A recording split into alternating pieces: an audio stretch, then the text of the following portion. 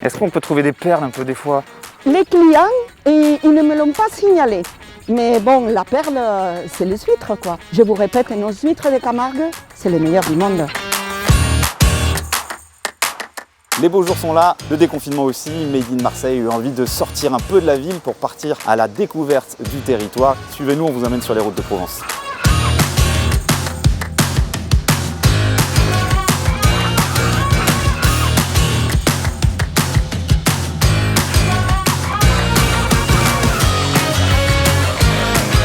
Alors donc là aujourd'hui on part vers l'ouest de Marseille, à Port-Saint-Louis-du-Rhône, aux portes de la Camargue. Alors c'est vrai que souvent quand on parle de Camargue, on parle de Salins, on parle de taureau, on parle de flamand rose, mais aujourd'hui on va voir qu'il y a d'autres produits du terroir assez méconnus.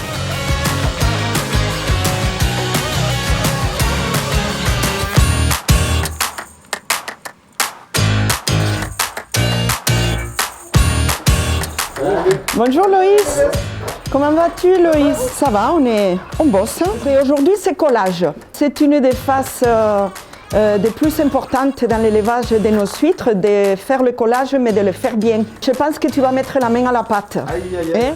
C'est des bébés huîtres en fait? Alors ça c'est les bébés huîtres. C'est uniquement chez nous des huîtres nées à la mer. D'accord. Parce que tu sais que dans le cahier des charges de l'huître bio, on peut utiliser que des huîtres nées à la mer. J'attrape un peu les...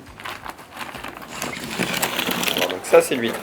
Il faut savoir que quand elle naît, elle s'accroche à un endroit et elle va faire toute sa vie au même endroit, l'huître. Du coup, pas vraiment comme toi, Maria? Tu l'as remarqué, ça y est. Alors, je suis d'origine espagnole. J'avais 25 ans quand je suis venue en France.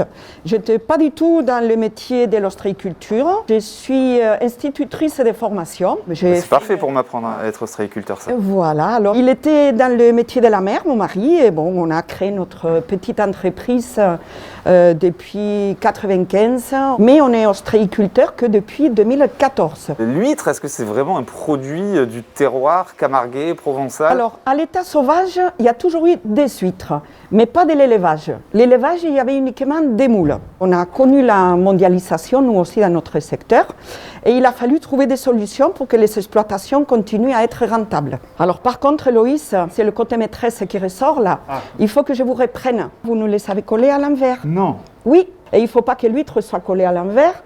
Parce que manger à l'envers, c'est pas très pratique. Hop. C'est mon premier jour. Hein. Mais ça arrive au début. Hein.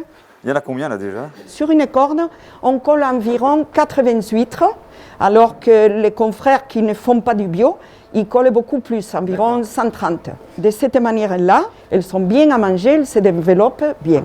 Nous, la rentabilité, on ne l'obtient pas par la quantité, mais par la qualité. Parce que, d'accord, on en a moins d'huîtres sur une corde, mais on a une qualité excellente. Je ne vais pas être prétentieuse dire que c'est le meilleur du monde, mais je le pense fortement. Vous nous direz si vous êtes d'accord avec moi. On va les faire déguster. Ah, on peut passer à cette étape tout de suite ou pas? Tu es bien impatient. Alors là, maintenant, on en a déjà des huîtres des prêtes qu'on va mettre sur le bateau pour aller les pendre à la mer. Je te mets à contribution. J'espère que je serai payé. Eh mais oui, quand même. Bon, ça y est, tu m'as déjà donné chaud. Ça, c'est des huîtres qui sont mortes ou cassées. Donc, on va les rejeter à la mer. Ça a un rôle parce que les poissons, ils vont venir manger tout ce reste-là. C'est du compost maritime. Exactement. Ça a un rôle vraiment dans le milieu. Et du coup, là, en fait, ce petit port, c'est quoi? C'est la zone des métiers de la mer. Donc, les ostréiculteurs ou mytiliculteurs, nous sommes regroupés ici. C'est un port de coworking, quoi. C'est exactement. Alors ça que tu vois là, c'est la Camargue. Donc on a quand même un beau bureau. Et quand on va sortir tout à l'heure à la mer, tu vas voir, on a les flamands, on a les cygnes. On est dans l'enceinte du parc régional de la Camargue. Et on est classé aussi Natura 2000.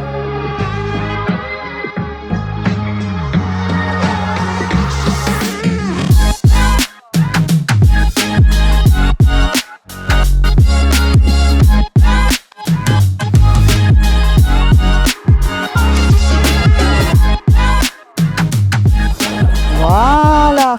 Alors ce qu'on va faire, tu as vu les huîtres qu'on a préparées à terre? Et bien maintenant il faut les mettre à la mer. Tu fais les toréadors. Olé. Tu envoies. Voilà.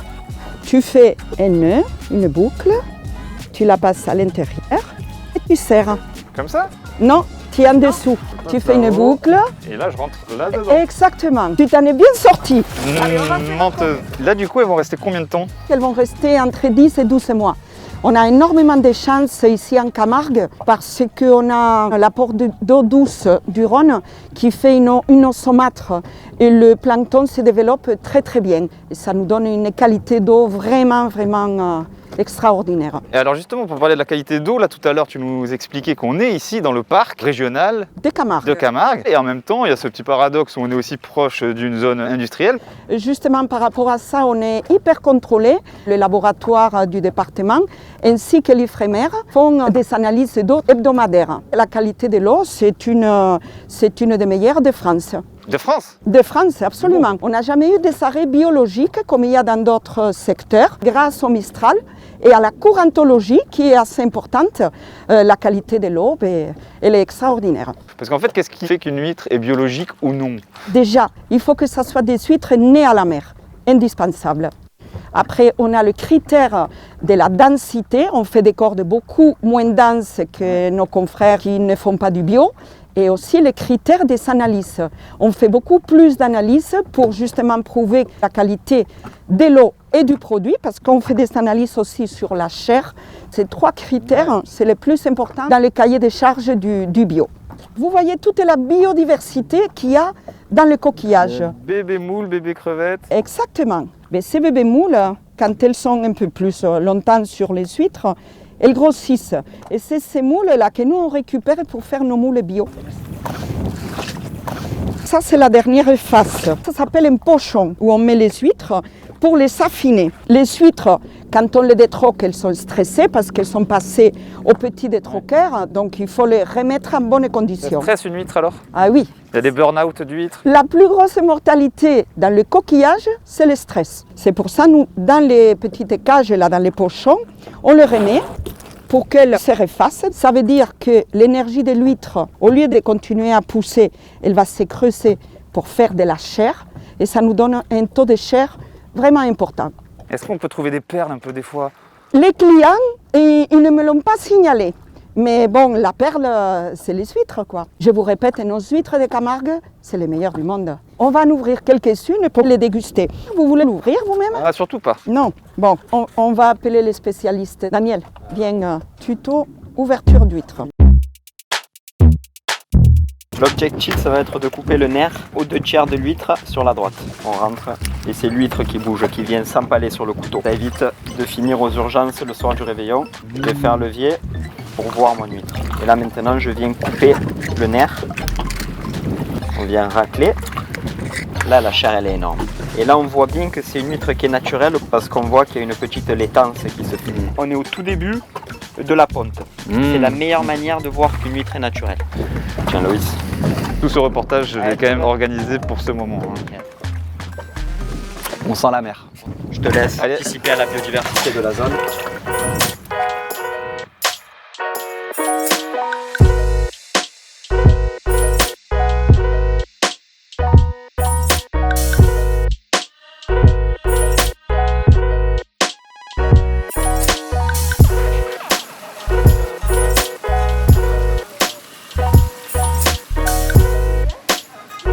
Alors maintenant, on passe aux choses sérieuses. On va à la dégustation.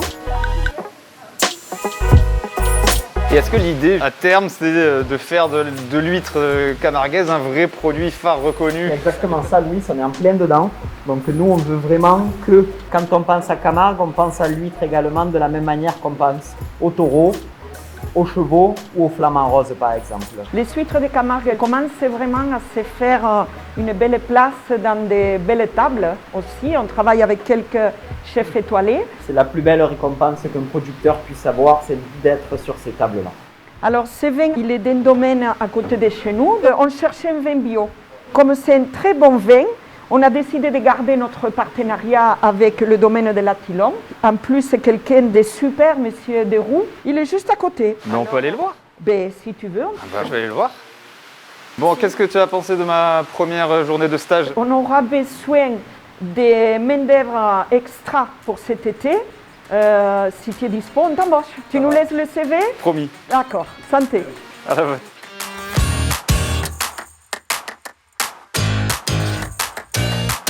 Du coup, il fallait choisir entre goûter le vin ou conduire. Je conduis pas, mais on a choisi d'aller quand même jeter un œil à ce domaine qui est pas si loin que ça, en pleine Camargue.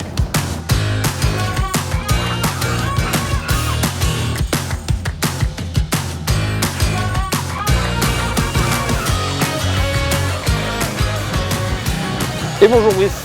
Et bonjour Louis. Ça va? Maria Nieves nous a parlé de vous, on s'est dit qu'on allait faire un petit crochet pour essayer de voir d'où venait ce vin qu'elle nous a fait déguster. Ici c'est le domaine Attillon, un nom un peu curieux qui tient au fait que le Rhône sans doute autrefois avait des méandres et créé des îles ou des îlons. Donc on est en Camargue, une Camargue assez atypique. Justement quand on pense Camargue, des fois on pense pas forcément coquillage, on pense pas forcément au vin. C'est exactement ça. Les images de la Camargue c'est les flamants rouges et les taureaux, mais on est vraiment au cœur et au creux de la Camargue.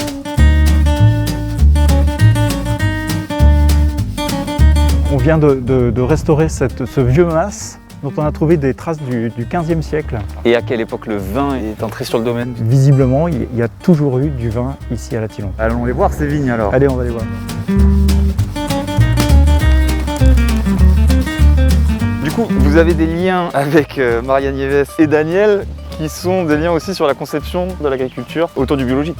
C'est mes parents qui sont passés en agriculture biologique en 1983. Quand c'était pas encore la mode. C'était pas encore la mode. Mon père venait d'acheter une terre pour agrandir un peu le domaine. Il se souvenait de ce que ses grands-parents pouvaient vivre et il s'est dit il faut qu'on retrouve un certain bon sens dans la manière de mener des cultures. Et je raconte souvent des gens que vous connaissez, Daniel et Maria par exemple. Daniel dit l'agriculture biologique, c'est déjà le fait pour nous que nos huîtres elles soient nées en mer. Voilà, c'est au coin du bon sens, quoi. Nous, pour la vigne, c'est exactement la même chose. Comment on peut être à l'écoute de la nature, comment on peut aussi la conduire pour lui permettre de s'épanouir de manière à ce qu'elle puisse exprimer au mieux un terroir. Vous savez, un des principes de l'agriculture biologique, par exemple pour la vigne, c'est qu'il n'y a rien de curatif. C'est-à-dire que demain, la vigne est malade, on ne pourra pas la soigner. Donc, il faut qu'on soit attentif pour qu'on puisse la préserver, pour qu'on puisse la protéger.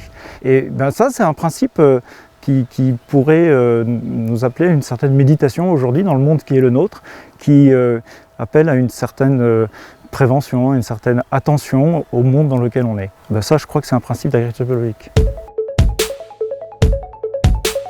La nature du sol, elle est toujours importante parce que la vigne a des racines qui vont très très loin. Vous savez, on dit toujours qu'on devient ce qu'on mange. Et la vigne, elle va se nourrir de tout ce qu'elle va puiser dans la terre. Voilà, c'est le Rhône qui a charrié tout ça. Et le Rhône, c'est ce fleuve qui nous traverse, qui traverse d'abord l'histoire, qui apporte aussi ce qui vient de plus loin, et puis qui part vers la mer. Nos amis Maria et Daniel, ils sont au bout du Rhône, à Port-Saint-Louis-du-Rhône. J'aime bien parfois me poser et puis me laisser interpeller par tout ce que le Rhône peut nous apporter.